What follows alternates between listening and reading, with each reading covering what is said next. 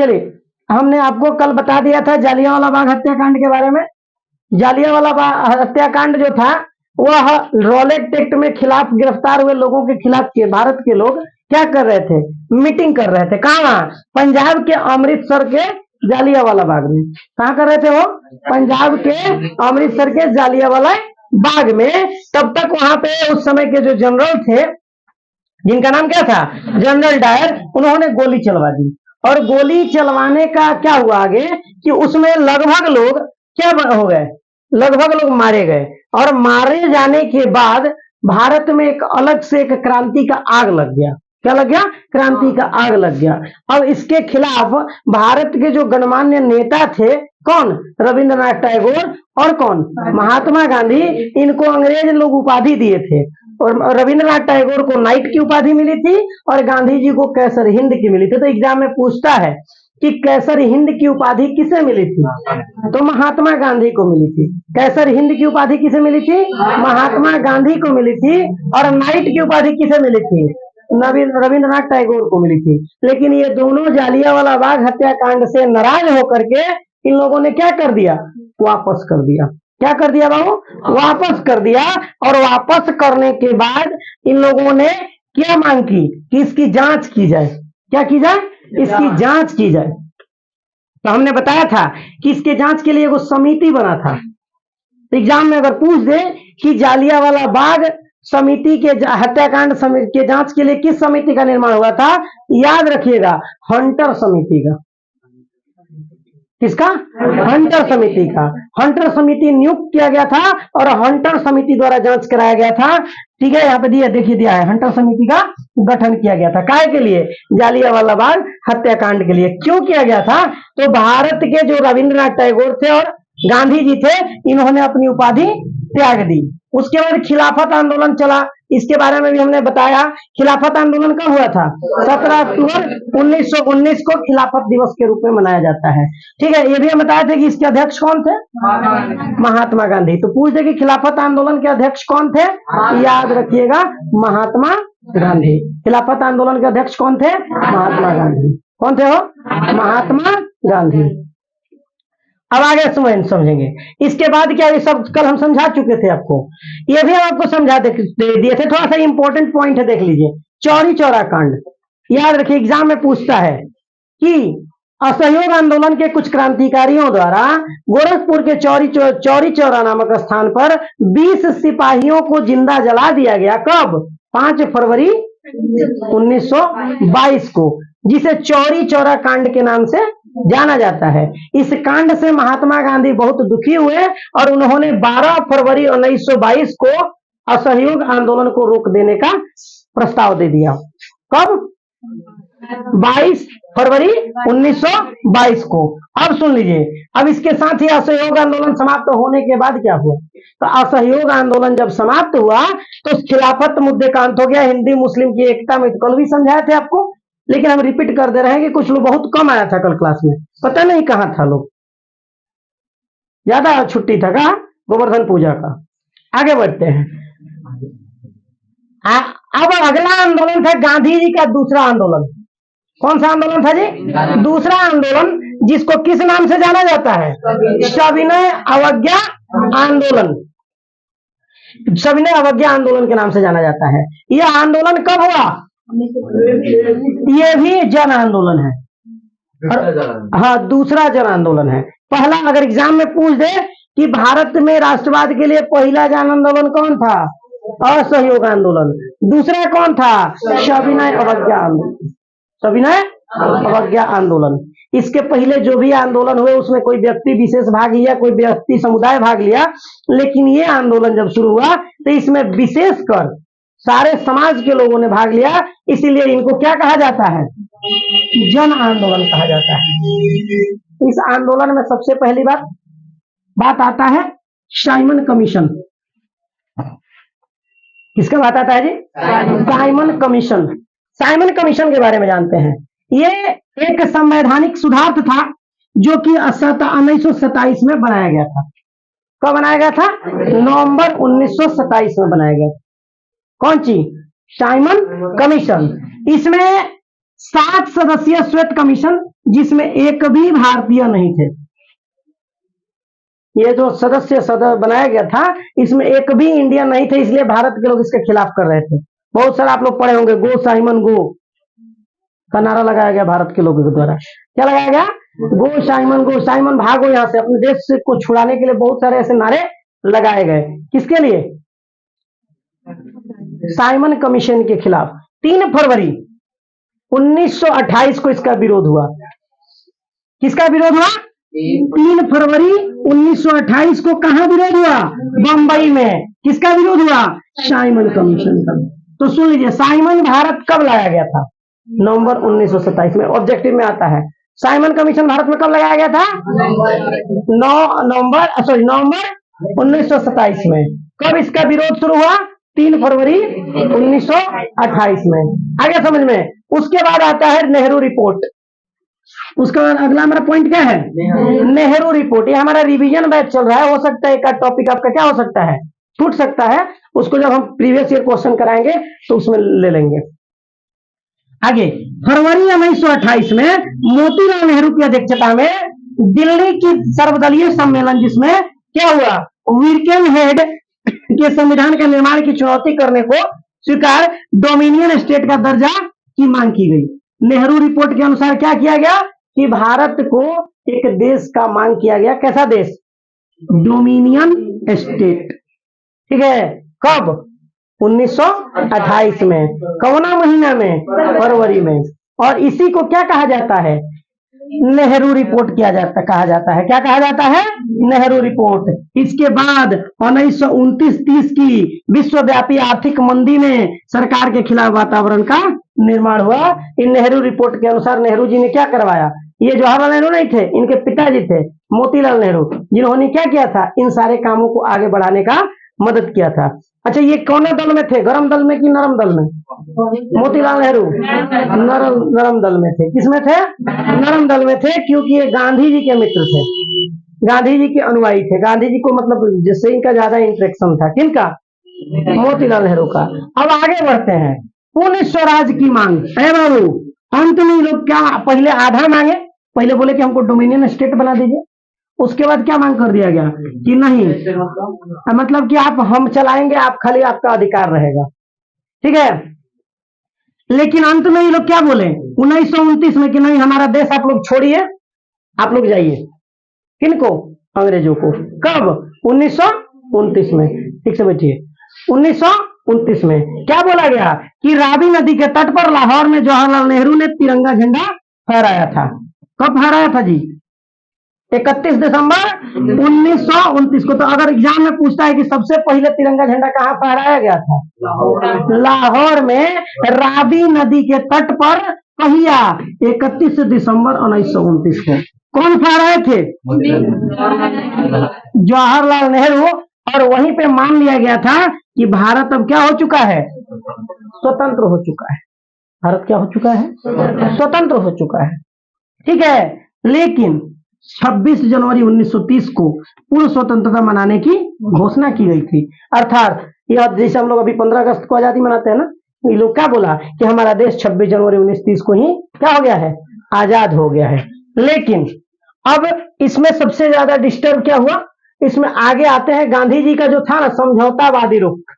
गांधी जी चाहते थे ना कि जितना भी हो हम लड़ाई ना करें, हम लड़ाई ना करें, आराम से उसको क्या कर ले, बात से आराम से उसको निपटा ले। उसी बाद उन्होंने क्या किया कि आंदोलन प्रारंभ करने से गांधी जी ने वायसराय इरविन के सामने 11 सूत्री मांग रखी और उसने इनकार कर दिया। इसीलिए गांधी जी क्या शुरू कर दिए? दमन चक्र तेज कर दिया। अर्थात उन्होंने अपने कौन आंदोलन के बारे में पढ़ रहे हैं हम लोग? सविनय अवज्ञा आंदोलन को उन्होंने तेज कर दिया। कौन? गांधी जी। क्यों? क्योंकि जब वायसराय इरविन ने उनके समय उनके 11 सूत्री समझौता को नहीं माना। किसने नहीं माना? इरविन ने। किसने?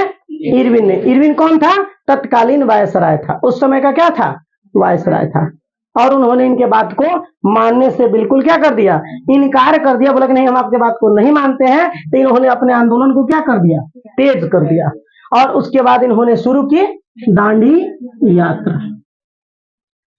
दांडी यात्रा की अगर हम बात करें, इस यात्रा का संबंध अगर पूछे कि दाढ़ी यात्रा का संबंध किससे है, तो याद रखिएगा नमक कानून से है। दाढ़ी यात्रा का संबंध किससे है? नमक कानून से है। दाढ़ी यात्रा का संबंध किससे है? नमक का कानून से है। पता है आप लोगों को? है अंग्रेज लोग क्या कर दिए थे? नमक पर उल्टा सीधा टैक्स लगा दिए, ठीक है, कि भारत के लोगों को परेशानी हो, भारत के लोगों को परेशानी हो। तो इन्होंने क्या किया? 12 मार्च 1930 में, तो यह हो पूछता है कि दांडी यात्रा कब शुरू हुई थी? 12 मार्च 1930 को कहां से शुरू हुई थी? कितने लोग थे? कहां तक गए थे? 6 अप्रैल को कहां पहुंचे थे? दांडी। कहां पहुंचे थे? दांडी। और वहां ने उन्होंने कौन सा कानून तोड़ा था? नमक कानून को। और इस आंदोलन की शुरुआत की गई। अब इससे देखिए कितना ऑब्जेक्टिव प्रश्न है। दाढ़ी यात्रा का नेतृत्व कौन कर रहे थे? यह कब शुरू हुआ? यह कहां से शुरू हुआ? इसमें कितने अनुयायी भाग लिए थे? 78। यह कब समाप्त हुआ? कहां पहुंचने के बाद समाप्त हुआ? दांडी। इसमें किस कानून का खंडन किया गया? नमक। देखिए तो कितना प्रश्न भरा पड़ा है, उठा उठा के झोली में डालते जाइए, है कि नहीं है? एक बार अगर हम इसको हटा के पूछे तो हम लोग बता सकते हैं? हटा के पूछे हैं? चलिए इसको हम हटाते हैं, इसको हटा दें सही में।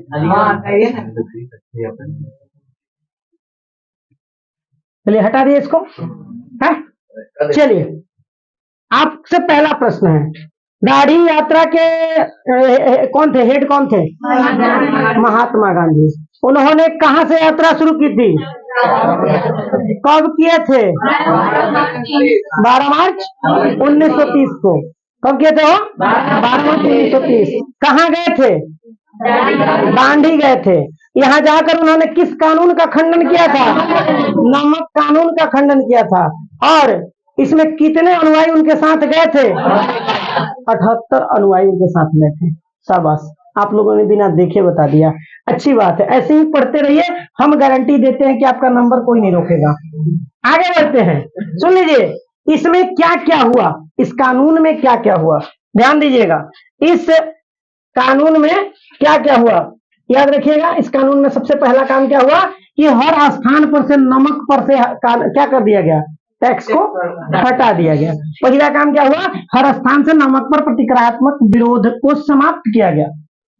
शुरू हुआ देश में स्थानीय स्तर पर सरकारी कर का विरोध। यह था बिहार में चौकीदारी कर। उसके बाद जो नया नमक पर टैक्स लगा था या अन्य चीजों पर भी टैक्स लगा था, उनको भी क्या करने के लिए प्रयास किया गया? हटाने का। महिलाएं शराब की दुकानें के आगे धरना देगी और भारत में शराब के दुकानों को बंद करने का प्रयास किया गया।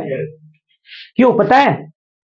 क्योंकि भारत में उस समय बहुत ज्यादा गरीबी थी और आधा तो हम लोग इसी में बर्बाद हो जाते पीने पानी में। इसीलिए औरतें आज हमारे बिहार में नीतीश कुमार से औरतें क्यों खुश रहती है? उन्हीं को वोट देके जिता देती है, भले कुछ करे। उनको एक ही मुद्दा है कि वो बोलते हैं कि भाई शराब बंद है बिहार में। वो छोड़िए स्टार्ट है तो अब तो मान लो कि जहर भी बैन है दुकान पे, लोग जाकर खरीद के पी रहा, तब लोगों का उसमें सरकार का दोष थोड़ी दे सकते हैं हम। सुनिए आगे। उसके बाद खादी एवं चरखा उद्योग। सरकार आकर घर पे ताला नहीं ना लगाएगी, चोर का हजार बुद्धि। छोड़िए हटाइए। खादी और चरखा उद्योग यानी घरेलू उद्योगों को क्या किया गया? प्रोत्साहित किया गया कि ज्यादा से ज्यादा आप चरखा का प्रयोग कीजिए, अंग्रेजों पर निर्भरता क्या कीजिए? कम कीजिए। ये इससे फायदा हुआ। अब सुनिए, अब इसी में इनसे बहुत रिलेटेड क्वेश्चन पूछता है कि यही 2 नंबर से पूछता है क्वेश्चन। सीमांत गांधी किसे कहा जाता है? अब्दुल गफ्फार खान को कहा जाता है। अब्दुल गफ्फार खान को किस नाम से जाना जाता है? सीमांत गांधी। सीमांत गांधी के किसे कहा जाता है? अब्दुल गफ्फार खान को कहा जाता है। अब्दुल गफ्फार खान को किस नाम से जाना जाता है? सीमांत गांधी। अब पता है इन्होंने एक संगठन बनाया था। इन्होंने एक संगठन बनाया था जिसको क्या कहा जाता है? लाल कुर्ती कहा जाता है। क्या कहा जाता है जी? लाल कुर्ती कहा जाता है। क्या कहा जाता है बाबू? लाल कुर्ती। तो आप बताइए लाल कुर्ती का गठन किसने किया था? लाल कुर्ती का गठन किसने किया था? अब्दुल गफ्फार खान। और अब्दुल गफ्फार खान को क्या कहा जाता है? सीमांत गांधी। ठीक है, क्लियर है? किसी को कोई दिक्कत? अभी दिक्कत नहीं है ना? जैसे हम डिस्प्ले बंद करके पूछेंगे तो दिक्कत नहीं होना चाहिए। अब सुनिए, जब गांधी जी और इरविन बैठ के समझौता कर रहे थे तो इस समझौता को एक नाम दिया गया, गांधी इरविन पैक्ट। जब गांधी जी और इरविन महोदय, इरविन कौन थे? वायसराय थे अंग्रेजों के, और ये दोनों बैठ के जब राय कर रहे थे तो इनका एक नाम दिया गया, और इसका नाम क्या दिया गया? Gandhi Irwin pact. इसमें उन्होंने कई गो सूत्री मांग किया था? 11। ठीक है। अब गांधी इरविन पैक्ट को दिल्ली समझौता भी कहा जाता है। क्या कहा जाता है? दिल्ली समझौता कहा जाता है। गांधी इरविन पैक्ट को क्या कहा जाता है? दिल्ली समझौता भी कहा जाता है। ये आपका हम बता दें, ये जो पाठ हम आपको रिवाइज करा रहे हैं, ये बिहार बोर्ड का सबसे इंपॉर्टेंट पाठ है। इससे लगभग 20 नंबर में 12 से 13 नंबर तक पूछता है, खाली इस पाठ से।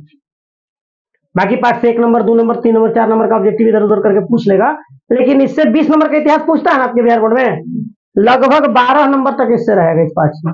और बाकी सब औद्योगिकरण से या फिर बाकी जो है फ्रांस में राष्ट्रवाद वगैरह है उससे पूछेगा, याद रखिएगा। आगे बढ़ेंगे। सविनय अवज्ञा आंदोलन की व्यापकता ने वायसराय इरविन को समझौता के लिए क्या कर दिया? बाध्य कर दिया। पहले इन्होंने 11 सूत्री मांग किया था जिसको इरविन ने रिजेक्ट कर दिया था। उसके बाद अतना में लोगों ने प्रेशर डाला, किसका? सविनय अवज्ञा आंदोलन का, कि इरविन वाले कि भाई आइए गांधी जी हम आपके बात को क्या कर लेते हैं? मान लेते हैं। हार मान गए। ठीक है। अब आप लोग अपने घर के बात को मनाने के लिए अनशन पर मत बैठ जाइएगा। मम्मी पापा बोलेंगे नहीं आज हमारा बात मानिए नहीं तो हम अनशन पर बैठ जाएंगे, ये नहीं होना चाहिए। लेकिन अनशन दुनिया का इलाज बहुत पहले है। आप लोगों ने देखा होगा अनशन ही ना की थी कैकई राम को वनवास भेजने के लिए, ना भेजवा हम खइबे न करें। और कोई घर का राजा हो या मालिक हो बिना खाए अपने किसी सदस्य को नहीं देख सकता, बोल भाई तुरा क्या चाहिए, हतराम के जंगल भेजो। तो वहीं यहाँ पे गांधी जी क्या बोले कि हम भाई आपके सीधा खिलाफ आंदोलन करेंगे, और आंदोलन का प्रभाव ये पड़ा कि वो मान गया। किसके लिए? गांधी इरविन पैक्ट के लिए। और इसको क्या कहा गया? इस पैक्ट को क्या कहा गया? दिल्ली समझौता। कब हुआ था? 5 मार्च 1931 को हुआ था। कब हुआ था वो? 5 मार्च 1931 को गांधी और इरविन के बीच में एक समझौता हुआ जिसे गांधी इरविन पैक्ट या दिल्ली समझौता कहा जाता है। इसके अंतर्गत क्या हुआ सुन लीजिए। आंदोलन स्थगित करने और गांधी जी द्वितीय गोलमेज सम्मेलन लंदन में भाग लेने पर सहमत परंतु निराश लौटे। अब ये गए अपना बात मनवाने, इरविन अपना बात मनवा दिया। क्या बात मनवाया? तो उन्होंने कहा कि आपका जो आंदोलन चल रहा है अवज्ञा, इसको पहले क्या कीजिए? बंद कीजिए। और द्वितीय गोलमेज सम्मेलन कहाँ हुआ था? लंदन में। कब? 1931 में। उसमें आप क्या हुई? शामिल हुई। उसमें क्या हुई? शामिल हुई। और गांधी जी उसके बाद से सहमत नहीं थे। ठीक है। लेकिन गांधी जी अपने कुछ बात मनवाए। पता है कहा कि जितने भी आंदोलनकारी को बंदी बनाया गया है उन्हें क्या कर दिया जाए?